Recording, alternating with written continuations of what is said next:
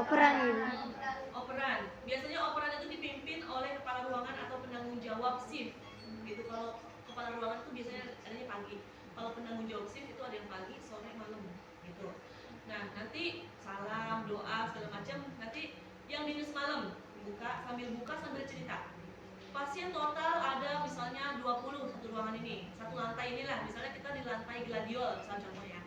Di gladiol ini total seluruh pasien ada 20.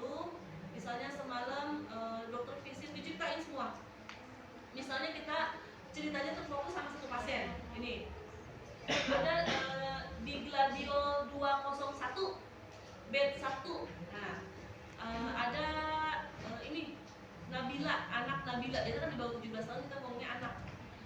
Anak Nabila usia berapa kamu? 16. Nah, Nabila 16 tahun, semalam dokter visit, obat yang harus diberikan jam segini adalah obat ini. Itu diceritain obat-obatnya, tindakannya. Nanti jam 7.30 Nabila mandi ya. Nah, gitu biasanya. Udah operan melalui lisan, nanti kita lihat yang di depan pulang. Ada yang keliling dulu, di depan pulang. Kita lihat lagi sebelum kita melakukan tindakan. Ini namanya tahap praorientasi. Udah ketemu belum sama Nabilanya? Belum. Ya, kita lihat satu-satu. Nanti dari beberapa perawat itu dia dikasih nanti kamu pegang gladiol 201 ya. Nanti ada yang pegang gladiol 202 gitu. Walaupun pada akhirnya nanti kerjanya bareng-bareng. Tapi ada yang penanggung jawab ruangannya. Misalnya saya penanggung jawab 201. Lihat Nabila. Oh iya, mari kita apa? Ini sekarang udah jam 7.15. 7.15 kita siapkan alat. Udah disiapkan alatnya, terus kita ngapain? Udah baca nih Nabila. Oh ternyata misalnya Nabila pas sama ya, misalnya kasusnya kemarin habis kecelakaan, berarti dia imobilisasi total. Oh iya. Ini ya, apa namanya, obat-obat yang diberikan tindakan. Oke. Udah selesai kita siapkan alat. Kemudian kita masuk ke tahap interaksi yang kedua. Ini praorientasi udah. Yang kedua masuk ke tahap interaksi. Ngapain interaksi? Interaksi itu artinya apa? Ke siapa? Pasien. Sudah bertemu kan? Nah, kita datang ke pasiennya. Nanti kamu yang ini, saya kasih arahan. Interaksi itu ketemu ke pasien. Sudah membawa alat belum? Belum. Alatnya belum dibawa? Tadi katanya kalau ke pasien dibawa alatnya. Ini kalau ke pasien udah dibawa belum alatnya? Udah. Udah apa belum? Belum. Yang jawab udah, kenapa alatnya dibawa? Tadi udah disiapin, udah balik. Ya. Yang jawab belum, kenapa? Kan udah tahu, dia udah baca kan? Ya, jadi walaupun ini untuk kebaikan pasien, untuk kesembuhan pasien, untuk keamanan, kenyamanan pasien, apapun tindakannya, jangankan memandikan. Kita mau pasang alat ventilator pun, misalnya ada pasien kritis, harus dipasang ventilator. Ventilator itu yang masukin alat biar buka jalan nafas, gitu. Misalnya dia sesak, dibuka yang alat pakai ini loh. Pokoknya pasien-pasien kritis gitu ya. Itu kan tujuan kita kan buat menyelamatkan pasien. Tapi pasien atau keluarga berhak menolak? Berhak gak? Berhak. Dia pasien dan keluarga datang minta pertolongan ke rumah sakit biar pasiennya ini terselamatkan, benar gak? Benar. Tapi ketika tindakan yang kita akan lakukan, ya, itu berhak gak ditolak oleh pasien? Berhak. Pasien berhak menolak. Dan kita nggak boleh ngomong tadi di rumah sakit minta pertolongan, kita mau ditolongin malah ditolak. Ya karena pasien itu berhak. Yang penting kita sebagai petugas harus menjelaskan kita mau ngapain, tujuannya untuk apa. Nanti pilihan di tangan pasien, mau dia menerima, mau dia menolak, itu terserah, hak dia. Kita kan cuma buat kebutuhan dia sebenarnya, memenuhi kebutuhan dia.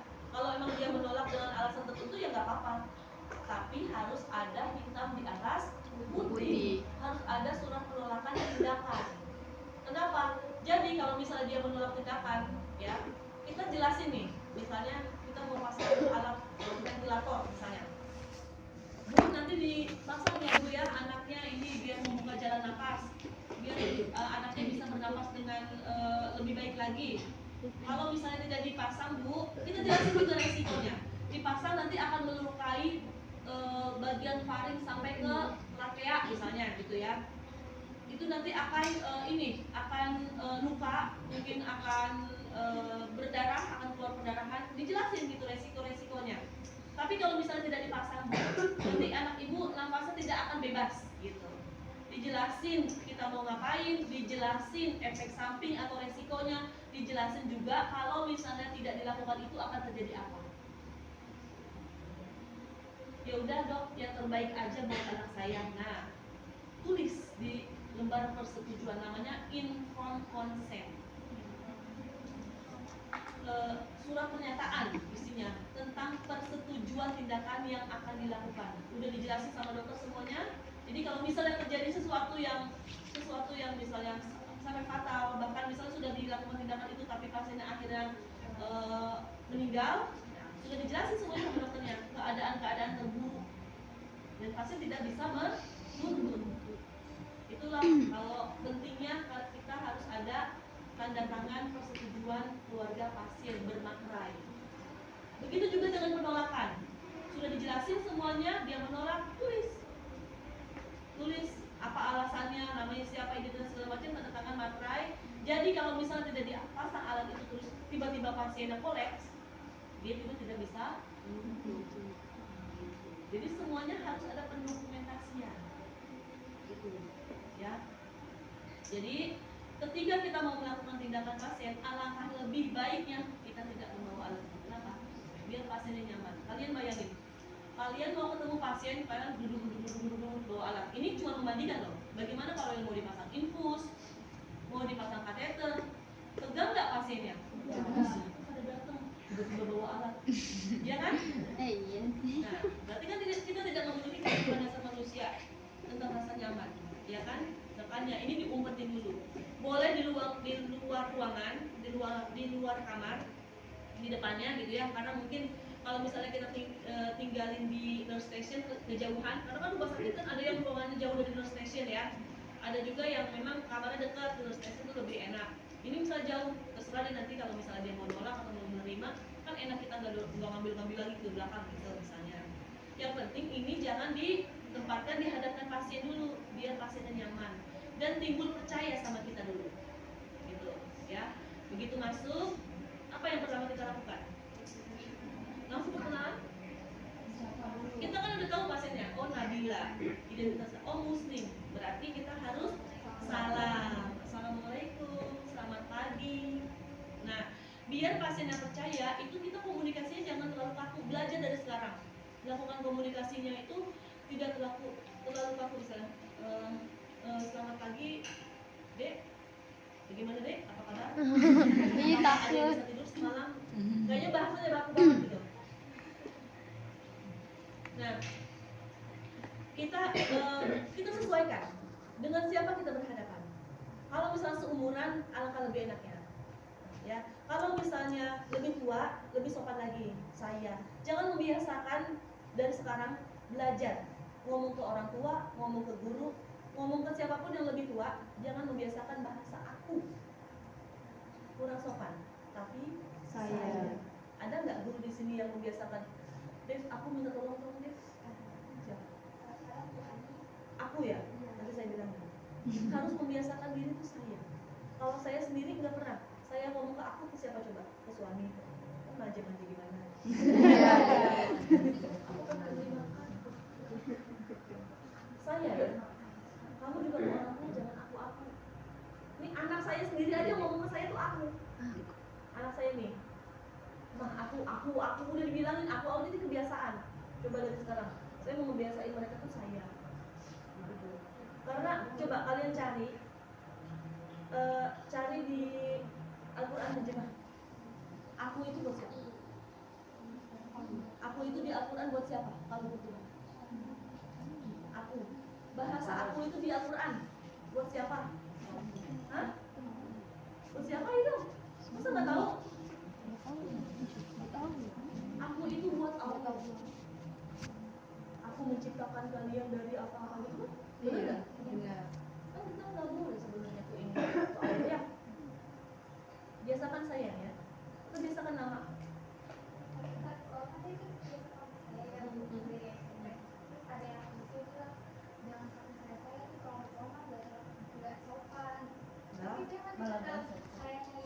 Apa alasan dia saya nggak sopan?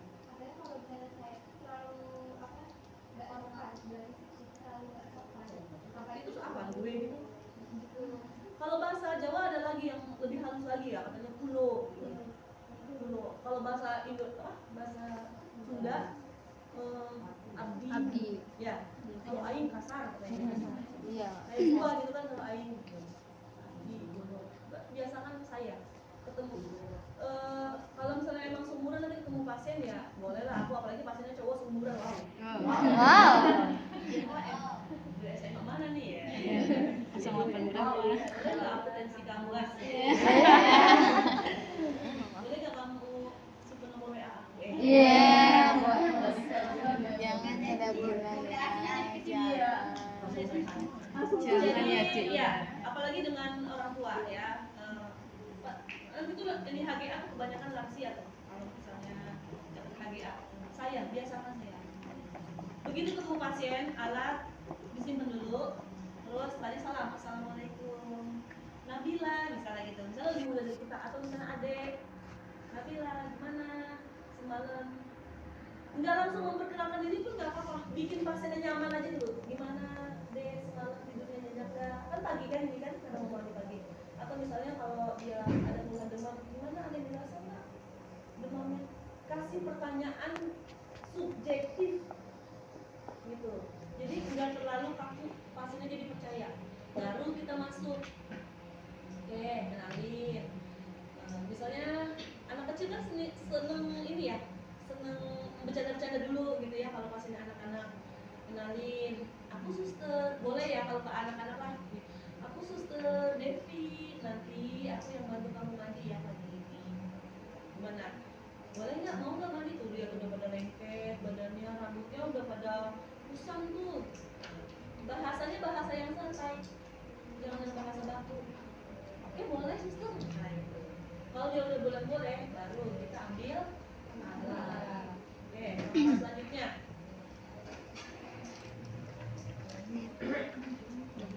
13.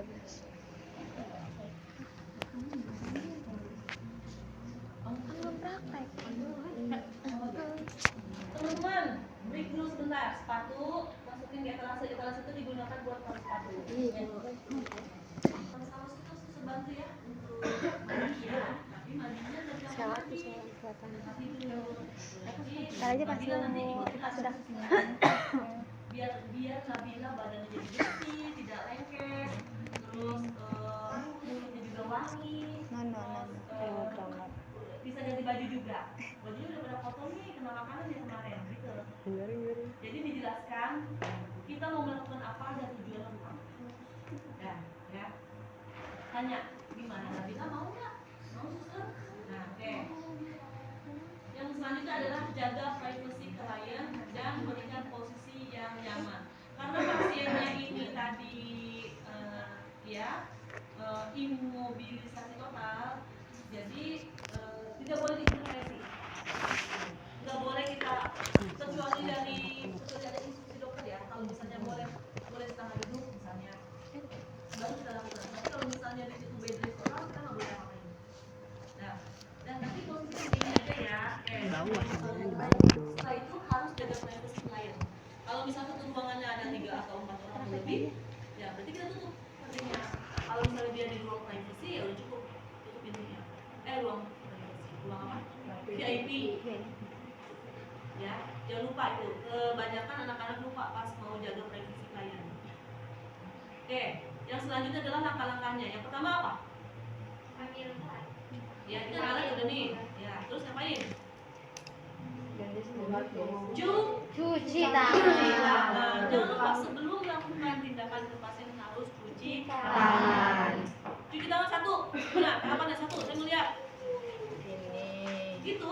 Begini. Satu begini. Ganti ya begini. Kenapa?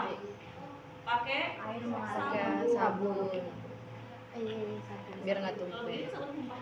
Iya, Bu. Ini satu, Ini. dua, Ini. ayo tuh, dua punggung, empat ya, empat, iya, satu, dua, tiga, empat, terus 1, 2, 3, 4. lihat-lihat, 1, 2, 3, 4. terus dua, Selajari. sela jari, empat juga, itu ketiga, keempat.